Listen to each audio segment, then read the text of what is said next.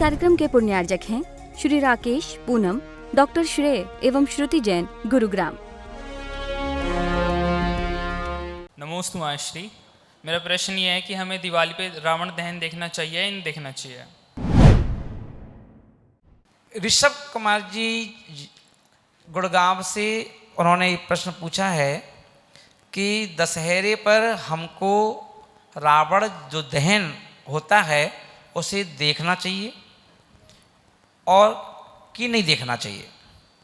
तो अपन ये देखेंगे कि रावण जो दहन यानी रावण को जो अपन जलाते हैं, जगह जगह बड़े बड़े ग्राउंड में रावण के बड़े बड़े पुतले बनाते हैं, मेघनाथ का पुतला बनाते हैं, है ना, कुंभकर्ण का तीन तीन बनाते हैं और तीनों को एक साथ खड़ा करते हैं, उसमें फटाके भर देते हैं और फिर उसको जलाते हैं।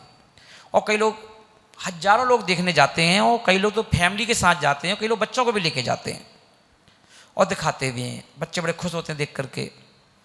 तो ये सीन जो हम इसको देखते हैं तो इससे क्या होता है, देखना चाहिए नहीं देखना चाहिए?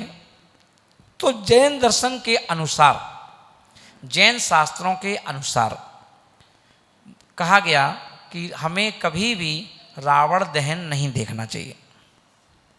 अब प्रश्न उठा कि भाई क्यों नहीं देखना चाहिए? तो अपन देखेंगे कि यहाँ जो तीन लोगों के जो पुतले खड़े हैं उसमें एक मेघनाद भी है, एक कुंभकर्ण भी है, एक रावण भी है। तो अपन ये देखेंगे कि कुंभकर्ण और मेघनाद ऑलरेडी मोक्ष जा चुके हैं और जो व्यक्ति मोक्ष चला गया यानी वो भगवान के कोटे में आ गया। और जो भगवान के कोटे में आ गया है, यदि आप उसका पुतला जलाते हो, सोचो अपन तुम कितनी मूर्ति की विनय करते हैं, है ना। तो अपन उनका अगर पुतला जलते हुए देखोगे, खुशी मनाओगे, झूमोगे, नाचोगे, खुश होगे, तो उससे आपको कर्म का बंध होता है और बहुत ज़्यादा कर्म का बंध होता है ना। रावण है वो अब अपने उसमें तीर्थंकर बनेंगे, है ना। अब भावी तीर्थंकर, अब भावी तीर्थंकर अपन भूत भविष्यत वर्तमान की 3 में ध्याऊं।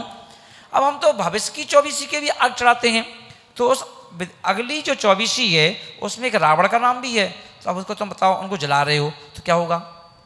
पुण्य मिलेगा, पाप मिलेगा? पाप लगेगा। तो इसीलिए हमें किसी के पुतले में भी, चाहे वो राजनीति का पुतला हो, चाहे वो किसी व्यक्ति विशेष का पुतला हो, हमें कभी भी किसी के पुतले दहन में शामिल नहीं होना चाहिए। नमोस्तु महाराज जी, मेरी जिज्ञासा है कि जो लोग पटाखे फोड़ते हैं उनसे क्या फ़ायदा होता है? आखिर ऐसा क्यों? सीजन 2 में जहां हम लोग प्रतिदिन अपनी अपनी जिज्ञासाओं के समाधान आदिनाथ चैनल के माध्यम से लेते हैं, और उसी तहत अपन देखें कि राहुल जैन सीए जिन्होंने अपनी जिज्ञासा रखी कि फटाके फोड़ने से कितने फायदे होते हैं, पर जिससे हमें पता चल जाए तो हम लोग भी फटाके फोड़ना चालू कर दें। तो अपन देखेंगे फटाके कहीं घर में उगते नहीं हैं, फटाके बनाए जाते हैं। और फटाके बनाए जाते हैं तो उनके लिए बहुत सारी चीज़ें की आवश्यकता पड़ती है, और जो फटाके बनते हैं तो पैसा भी खर्च होता है, और अपन देखेंगे कि वो बाजार से खरीद के लाना पड़ते हैं। और जब हम फटाके फोड़ते हैं तो उससे हमारा पेट नहीं भरता कि बॉडी बन जाए फटाके फोड़ने से, कि वो 6 पैक बन जाएं फटाके फोड़ने से, कि फटाके फोड़ने से कोई बीमारियां ठीक हो जाएं। बल्कि फटाके फोड़ने के बाद जो पूरे वायुमंडल में जो धुआं फैल जाता है उससे हमारी के लिए बीमारियां हो जाती हैं, पॉल्यूशन फैल जाता है ना। और वो जब हम सांस के माध्यम से लेते हैं तो हमारे फेफड़े खराब हो जाते हैं। तो इसलिए कहा गया फटाकों से हम सिर्फ अपनी खुशी जाहिर करते हैं, खुशी फटाकों से कि आवाज़ हो, फटाके फूटेंगे तो, है ना। तो फटाके फोड़ने से कोई फायदा कुछ नहीं है, फटाके फोड़ने से नुकसान है। क्योंकि अपन देखें जब हम जिस समय फटाका फोड़ते हैं तो क्या नुकसान है? आपने अपने घर की गली में या आपने घर के आसपास कहीं फटाका फोड़ा, अब उस पेड़ पर बहुत सारी चिड़ियों के बच्चे, बहुत सारे पशु पक्षी, कोई गाय भैंस बंधी, किसी के बच्चे बंधे हैं। अब वो बेचारे क्या हैं कि रात को अपने खड़े हुए हैं अपने, उसने एकदम फटाका फोड़ दिया। अब वो इतनी जो आवाज़ होती है उस आवाज़ को सुन के कई बार गाय के बच्चे बेचारे रात को कहाँ निकल जाते हैं भागते हुए, कभी एक्सीडेंट हो जाता है उनका भागते में, कभी जो पेड़ पे जो छोटे छोटे चिड़िया थी वो उनके अंडे गिर जाते हैं, फूट जाते हैं, बच्चे मर जाते हैं, है ना। और कभी कभी जो पक्षी हैं डर के मारे आवाज़ सुन के एकदम उड़ जाते हैं रात को, फिर वो भटक जाते हैं कि मैं कौन सा मेरा घर है, कौन सा मेरा पेड़ है, कहाँ मुझे वापस जाना था। तो कितने नुकसान होते हैं। उसके बाद जो छोटे छोटे जीव होते हैं, जैसे आज अपन देखते हैं ना लाइटें जहाँ जलती हैं तो छोटे छोटे कीड़े कितने स्वयं मरे पड़े रहते हैं, है ना। अगर ऐसे जीव हैं, अब ये जीव कहाँ सहन कर पाएंगे उस फटाकों की आवाज़।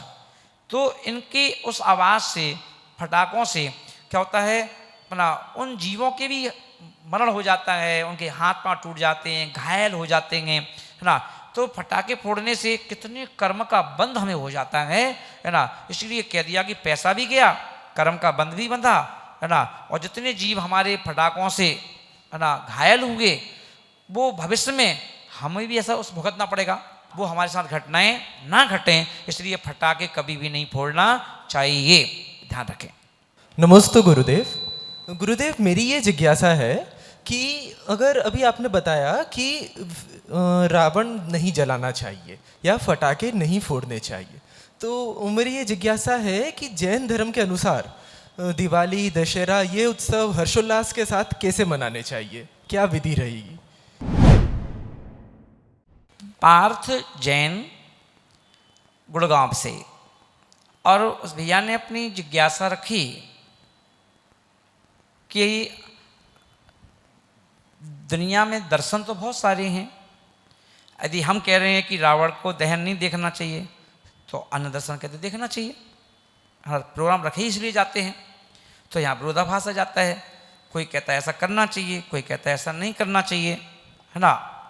तो अपन उस बीच में अपन देखें कि अब जैन दर्शन में कहा फटाके नहीं फोड़ना चाहिए, है ना, रावण दहन नहीं देखना चाहिए। तो अब अपन ये देखें कि भाई स्वाभाविक है कि सबके मन में विचार आता है कि फिर हमें बताओ कि हम दशहरा कैसे मनाएं, फिर हमें बताओ कि जैन विधि क्या है भैया, कि दिवाली कैसे मनाएं। तो अपन ये देखेंगे कि जैन दर्शन एक ऐसा दर्शन है, यहाँ पर कितने भी पर्व हों, किसी पर्वों का नाम अलग अलग हो सकता है। फेस्टिवल जो होते हैं अलग अलग उनके नाम हो सकते हैं, मगर उन सबको सेलिब्रेशन जो है, उसका जो सेलिब्रेशन है, सेलिब्रेट करने का तरीका एक ही है हमारे जैन दर्शन में, और वो है त्याग। कि आप कैसे मनाएं। तो अपने यहाँ पर देखें, खुशी जाहिर करना है तो अपने मंदिर जी में जाओ, वहाँ पर दर्शन करो, भगवान का अभिषेक करो, है ना। वहाँ पर दीपावली है तो वहाँ पर आज के दिन अभिषेक करके, अगर कोई गुरु हैं तो उनके प्रवचन सुन लो, उनको आहार दे लो। अपने जैन दर्शन के अनुसार हमारा वही है, त्याग, तपस्या और शालीनता के साथ, है ना, बड़ी सात्विकता के साथ सेलिब्रेट करना, और ये जैन दर्शन का तरीका है। गुरुदेव, मेरा नाम सनी जैन है और मैं फिरोजाबाद से आया हूँ।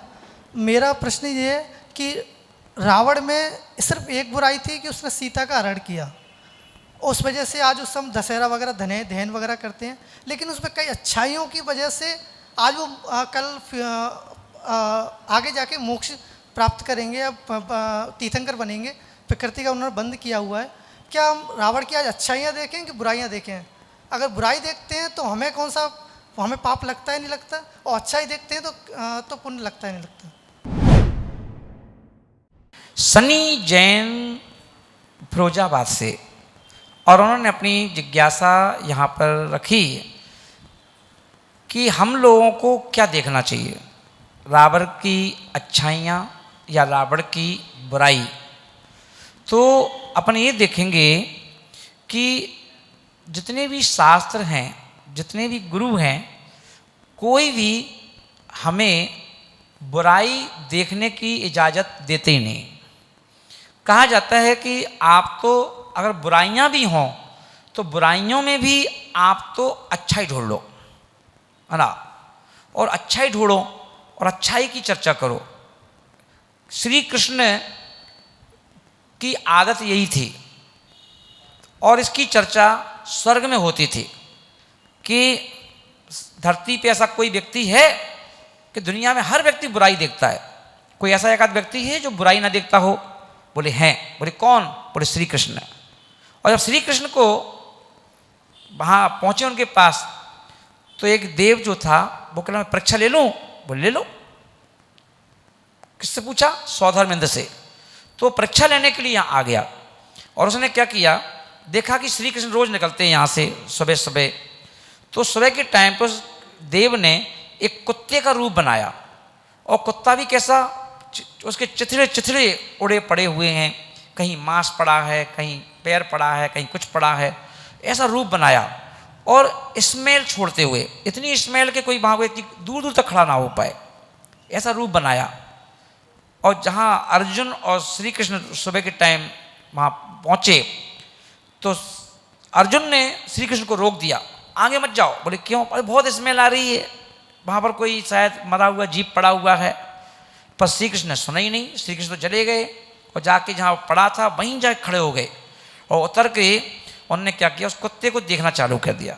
चारों तरफ घूमे, देखा, मुआयना किया और मुआयना किया तो बोले हे अर्जुन, तुमने यार एक चीज़ नहीं देखी कुत्ते में, क्योंकि कुत्ता जो है ना उसने पूरा रूप चेंज कर दिया अपना, सिर्फ वो दांत चेंज नहीं कर पाया, दांत चमक रहे थे।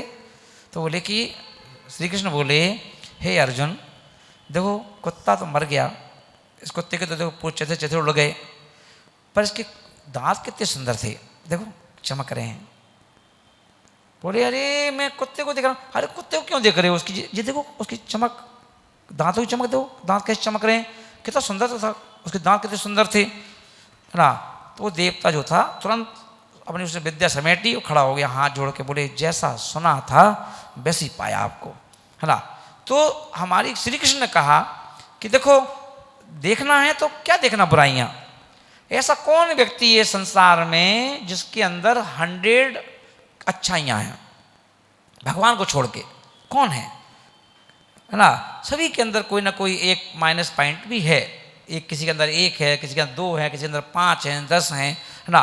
तो भाई 90 तो अच्छाइयाँ हैं ना, तो 90 की बात करो, क्या दिक्कत है अपन को। तो इसलिए रावण के अंदर अपन बुराइयाँ उसने क्या की, तो बुराई के लिए उसे सजा भुगती भी तो बेचारे ने, है ना। तो उसको छोड़ दो अपन तो क्या करें, वो तीर्थंकर बनेंगे।